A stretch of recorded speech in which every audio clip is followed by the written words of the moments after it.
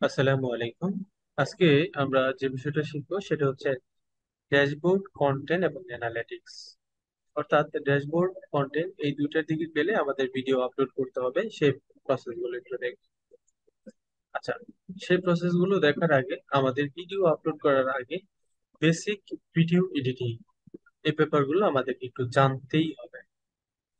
কারণ আমাদের এই প্রসেস অনুযায়ী আগাইতে গেলে আমাদের এখনকার সময় ভিডিও আপলোড করার দাম, আর আমরা যদি ভিডিও আপলোড করতে গিয়ে ভিডিও এডিটিং এর ব্যাপারটা স্কিপ করে যাই তাহলে এখানে কিছুটা গ্যাপ থেকে যায়, যার জন্য আমি একটা ভিডিও এডিটিং সহ আমি আপনাদেরকে দেখাচ্ছি। আমি ভিডিও এডিটিং করার জন্য আমি প্রথমত ক্যামটাসিয়া স্টুডিও সহযোগিতা নিচ্ছি, এবং ক্যামটাসিয়া স্টুডিও দিয়ে কিভাবে ভিডিও এডিটিং করতে হয় এটা নিয়ে টোটাল আমি একটা ক্লাস, কয়েকটা ক্লাসে দেখাবো এবং শেষ করবো। আচ্ছা, তার আগে আমি একটু মেসেঞ্জারটা অফ করে নিচ্ছি।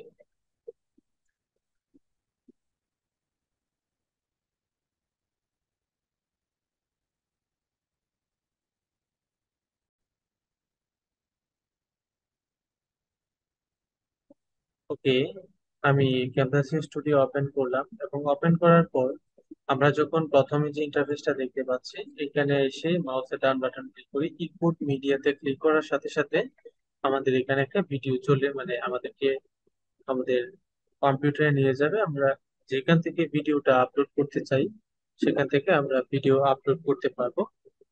এবং আমি এখান থেকে আমি আমার একটা ভিডিও অন অ্যাড করব।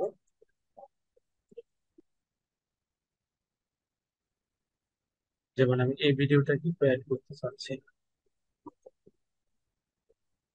এই যে একটা ভিডিও এখানে অ্যাড করতে চাচ্ছি এবং এখানে আরেকটা ভিডিও অ্যাড করে রাখতেছি, মানে রাখা আছে। আমি প্রথমে এই ভিডিওটা অ্যাড করলাম, চাইলে আমি আরেকটা ভিডিও এখানে অ্যাড করতে পারি। আমার এখানে দুইটা ভিডিও অ্যাড করার খুব প্রয়োজন নাই, আমি একটা ভিডিও অ্যাড করতেছি, আরেকটা ভিডিও আমি ডিলিট করে দিচ্ছি। আচ্ছা, এখান থেকে ভিডিওটা কিভাবে এডিট করবো সেটা একটু দেখাই। শুরুর দিকে এই ভিডিওটা একটা নির্দিষ্ট পরিমাণ এরিয়া নিয়ে এখানে দেখাচ্ছে। আমি এই নির্দিষ্ট পরিমাণ এরিয়াটাকে একটু বড় করে মূল বিষয়টা একটু দেখানোর চেষ্টা করছি, অর্থাৎ মূল সাবজেক্ট যেটা সেটা একটু দেখানোর চেষ্টা করছি।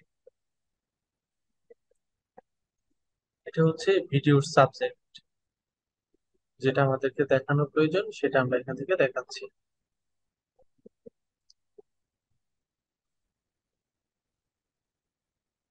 এটা হচ্ছে ব্যাগের মূল ফোকাস পয়েন্ট, অর্থাৎ আমাদের ভিডিওটার মূল ফোকাস পয়েন্ট।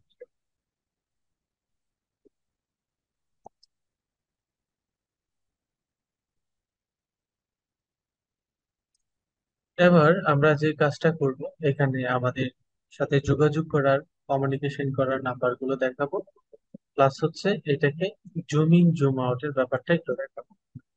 এখান থেকে এই কাজগুলো করার জন্য আপনাকে প্রথমত যে অপশন গুলো আছে সেগুলো একটু দেখাই। প্রথমত যেটা আছে মিডিয়া, মিডিয়াতে আমরা মিডিয়া গুলো অ্যাড করতে পারি, অর্থাৎ ভিডিওটা অ্যাড করলাম। এবং ওই পাশে যেটা আছে এনোটেশন, এখানে হচ্ছে আমরা বিভিন্ন ধরনের এনোটেশন পাবো, যেগুলো আমাদের ডিজাইনের বিভিন্ন, মানে ভিডিওতে বিভিন্ন জায়গায় ব্যবহার করতে কাজে দেবে। প্রথমত এখানে স্টাইলে শুধু বেসিকটা সিলেক্ট করা আছে, আমরা অলে সিলেক্ট করলে সবকিছু চলে আসবে। তো আমরা এখান থেকে প্রথম একটা অপশন নিয়ে নিচ্ছি। এই যে এখান থেকে অনেকগুলো আছে, এটা মাউসের ডান বাটন ক্লিক করে অ্যাড টু টাইমলাইনে ক্লিক করব, এবং টাইমলাইনে ক্লিক করার পর এটাকে এখান থেকে একটু ছোট করে লিখে দেব। দেন এখান থেকে আমরা কল নাও লিখে একটা ফোন নাম্বার দিয়ে দিব। কল লিখে একটা ফোন নাম্বার দিয়ে দিচ্ছি।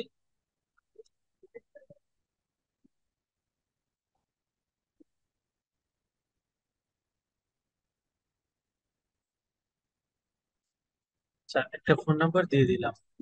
এবার আমরা আমাদের এই এই ভিডিওটাকে আমরা চাইলে এটাকে একটু বড় করতে পারি, বা আমাদের যে ফোন নাম্বারটা সেটাকেও যদি একটু বড় করতে চাই, এই যে এখান থেকে করার অপশন আছে। এই যে আমরা এখানে অ্যাড করে দিলাম। এবং ভিডিওটা যখন এতটুকু সময় ধরে চলবে ততটুকু সময় ফোন নাম্বারটা থাকবে, এরপর আবার চলে যাবে। এই যে আবার চলে গেছে। আবার একটু পরে আমরা আবার ওইখানে অ্যাড করব, এটার জন্য কন্ট্রোল সি কন্ট্রোল বি দিয়ে পেস্ট করব। অর্থাৎ কপি পেস্ট। এবার আমরা দুইটাকে একসাথে সিলেক্ট করলাম, করে সেম দূরত্বে আবার পেস্ট করব কন্ট্রোল বি দিয়ে। আবার চাইলে আমরা এখানে সেম দূরত্বে আবার কন্ট্রোল বি দিয়ে পেস্ট করতে পারি, বা আমরা এই যে কন্ট্রোল বি দিয়ে পেস্ট করতে পারি। এবার সিলেক্ট করে অবশ্যই লাস্ট বর্ডারের বাহিরে আবার কিছু দেওয়া যাবে না। ওকে, তো আমাদের এখানে ফোন নাম্বার দেওয়া শেষ। এবার যদি আপনি চান আপনার প্রতিষ্ঠান বা আপনার আহ, যে ইনস্টিটিউশন আছে সেটার নামটাও এখানে ইউজ করতে পারেন। আমি এখান থেকে আরেকটা ফন্ট নিচ্ছি, এখানে নিয়ে এইখানে আমরা আমাদের প্রতিষ্ঠানের নামটা লিখে দিব।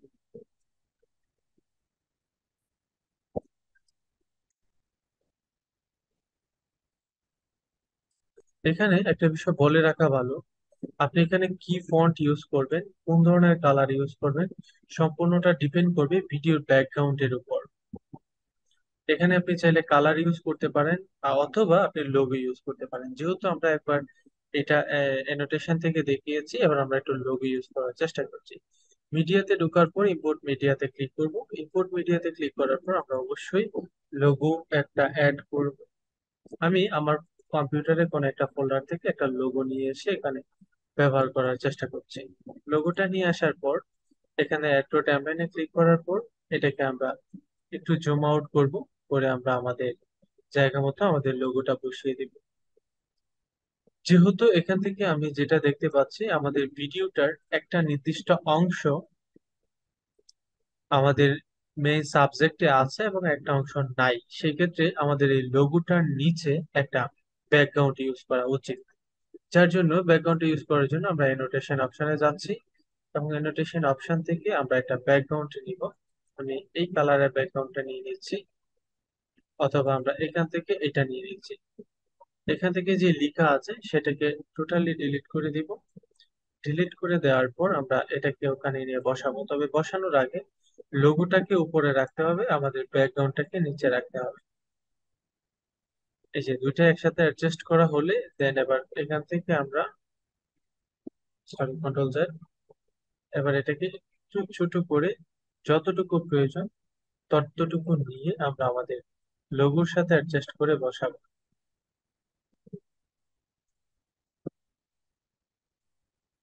আমরা আমাদের লোগোর সাথে অ্যাডজাস্ট করে বসানোর চেষ্টা করছি।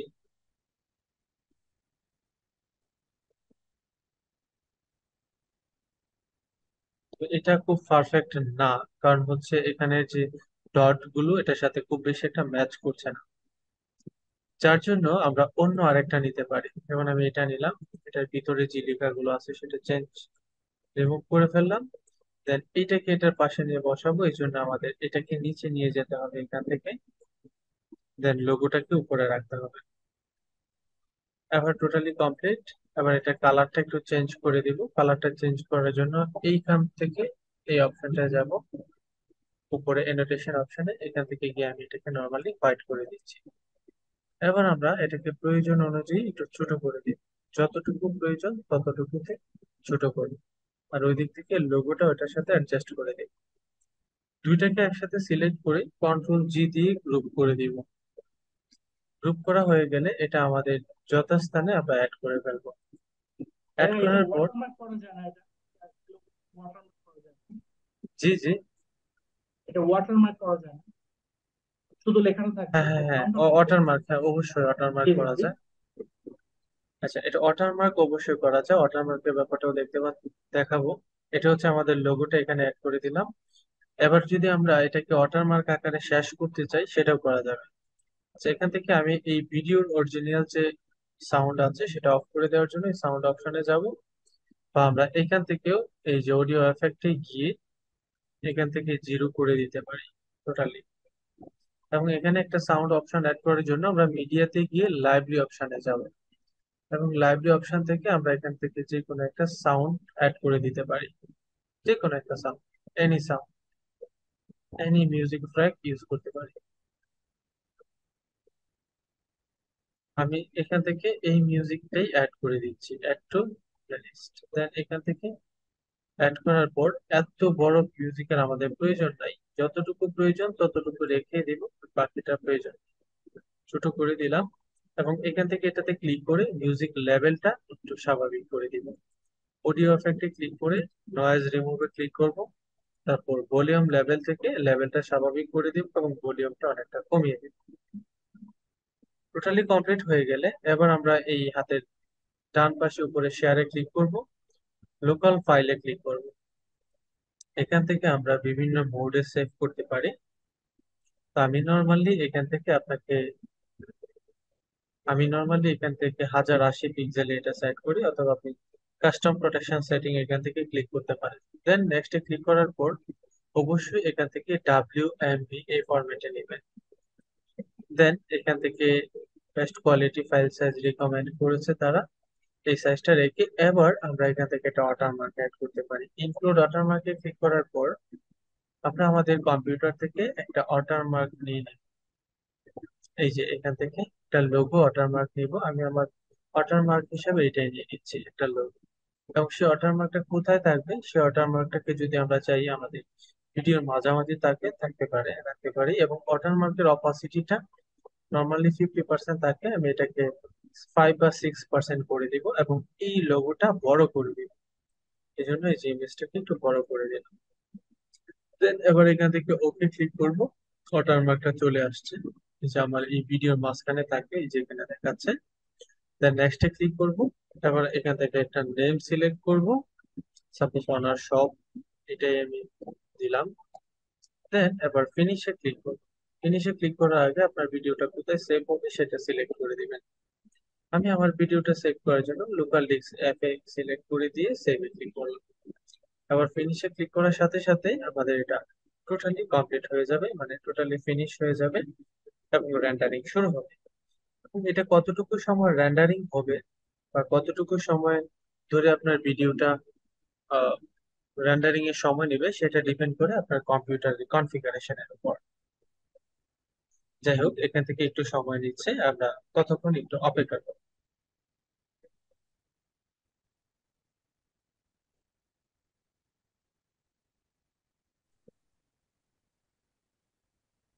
ওকে, এবার টোটালি আমাদের ভিডিওটা রেন্ডারিং হয়ে গেল কমপ্লিটলি। অর্থাৎ ভিডিওটা রেন্ডারিং হওয়া মানেই হচ্ছে আমাদের ভিডিওটা প্রস্তুত। আমরা আমাদের ভিডিওটা প্রস্তুত, এবার ভিডিওটা আপলোড করব।